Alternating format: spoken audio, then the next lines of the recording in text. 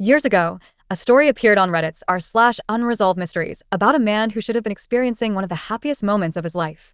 A 30-year-old father-to-be left work in Germany and began the long drive to Poland. His fiancée was due to give birth to their daughter within hours, and he was determined to be there when she arrived. But he never made it. His phone suddenly went silent. His car vanished without a trace. And for months, nobody knew what had happened to him.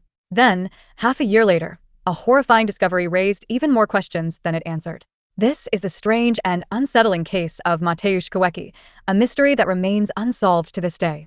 Here's how the original Reddit post described it. Guy disappears on his way to his daughter's birth. Family finds his decapitated dead body in their barn 6 months later. This is my first post here, so I'm sorry if I get anything wrong.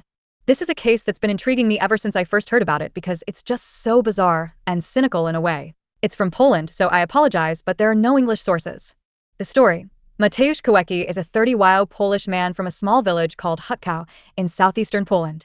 He's been working in Hanover, Germany as a construction worker for about 5 years and lives with his father, who also works in Hanover. Mateusz has a long-distance relationship with his Polish fiancée, who is expecting and lives in a village called Lipia Góra in northwestern Poland. As his fiancée is about to give birth, Mateusz sets out driving his 1998 BMW 525 from Hanover, Germany to Lipia Góra, Poland, after work at around 11:30 p.m. on March 28, 2018, and is due to arrive at around 8 to 9 a.m. the following morning. It's a 647 kilometers, 402 miles drive. However, Mateusz never makes it to Lipia Góra. According to his father, he calls Mateusz at around 10:30 a.m. on March 29th, and his son tells him that there was terrible traffic on the way. He waited a total of 2 hours in traffic jams due to accidents, and that he was around Szczecin at that point. Szczecin is a town on the Polish-German border, on the way to Lipia Góra. He has around 214 kilometers per 133 miles to go from there. Please note that the German-Polish border isn't staffed and there are no checks, although there are cameras that can apparently read license plates.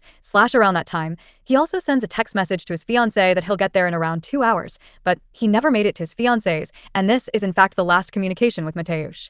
Becoming increasingly worried after unanswered calls to Mateusz, the fiancée gets in touch with Mateusz's sister, who also lives in Hanover, at around 5 p.m., but no one is able to get through. His phone rings, but he doesn't pick up.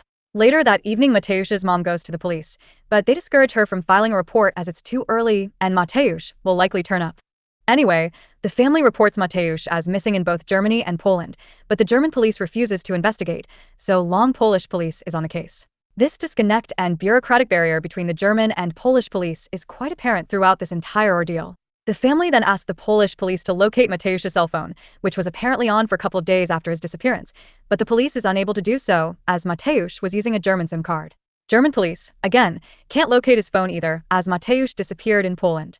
Later, Polish police claim that Mateusz's phone never connected to a Polish network. It is unclear where Mateusz received the call from his father.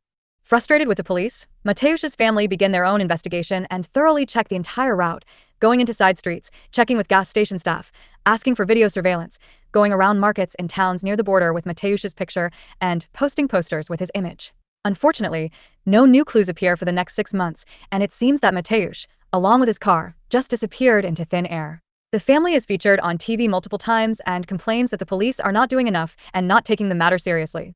On September 12th, a neighbor comes to Mateusz's mom to ask about their barn, as it has been smelling for a while, since July at least, and the neighbors are starting to complain. They think it's probably a dead animal, but can't quite locate it. The neighbor eventually asks the mother if he can check below the barn's roof. Half of the barn was walled off, creating a room and an attic on top of that room. She agrees, so he climbs up and sees a pile of clothes.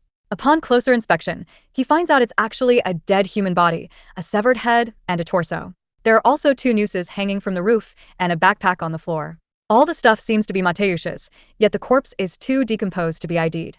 Mind you, in March, Mateusz wasn't headed for his family's house in the southeast of Poland.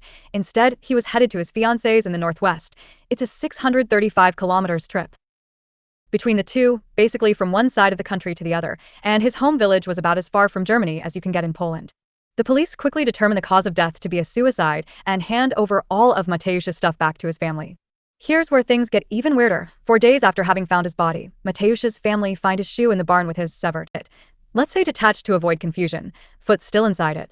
This points to the police not having done a very good job at collecting evidence, and also brings up the question of why this didn't come up during the autopsy. Furthermore, some, or all, not sure about this, of Mateusz's teeth are knocked out and stuck to his clothes with what seems to be blood. While a head can get severed after a body has hung for some time on a noose, it is rather difficult for teeth to get knocked out post-mortem. There also seem to be bloody patches on his clothes, although these are difficult to distinguish considering the clothes are fairly dirty. Inside his backpack, there is a Polish water bottle with cigarette butts inside, and an orange juice box. Mateusz's family all claim that he never drank orange juice. It's implied he disliked it. All of this potential evidence is released without any analysis by the police. The biggest mystery of all is his car. To this day, it hasn't been found or seen. Not in Poland, not in Germany, not anywhere. The keys and vehicle registration were never found either, despite his wallet having been in that backpack. Furthermore, his phone was among the things found, and there was one more call to his uncle on March 30th. This seems like an accidental dial, as it only lasted for less than a second and never got through. The uncle never received anything.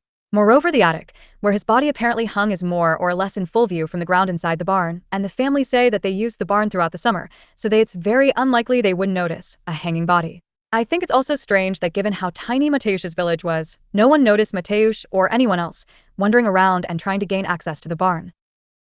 On one of the shows, a prosecutor, not the investigating one, also claimed that they found public transit tickets from cities in Germany. Edit. This is incorrect. I rewatched one of the sources, and the prosecutor claims that it was public transport tickets from Poland, not Germany, dated past his disappearance. The police and public prosecutor maintain that the death was a suicide and refused to investigate further, despite appeals and effort by the family. I'm personally quite baffled as to what could have gone down here. Suicide seems unlikely, as the guy had a fiancée and a kid on the way, although it's never quite certain what goes on in someone's head. On the other hand, if someone did indeed kill Mateusz, whether on purpose or accidentally, and then staged a suicide, how did they manage to sneak into a village that is so tiny any stranger immediately stands out? The public transit tickets also seem strange.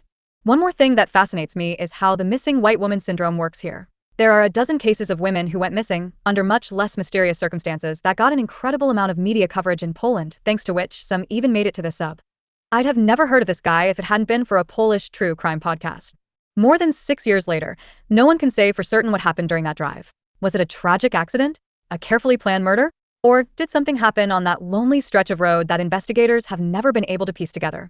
The only thing we know for sure is that a man set out to meet his newborn daughter and never got the chance. His family is still searching for answers, and the mystery continues to haunt those who have followed the case ever since. If you found this case as disturbing and fascinating as I did, let me know which unsolved mystery you'd like to see covered next. And until then, remember, sometimes the most chilling mysteries don't happen in abandoned buildings or dark forests. Sometimes they happen on an ordinary road, during what should have been an ordinary journey home.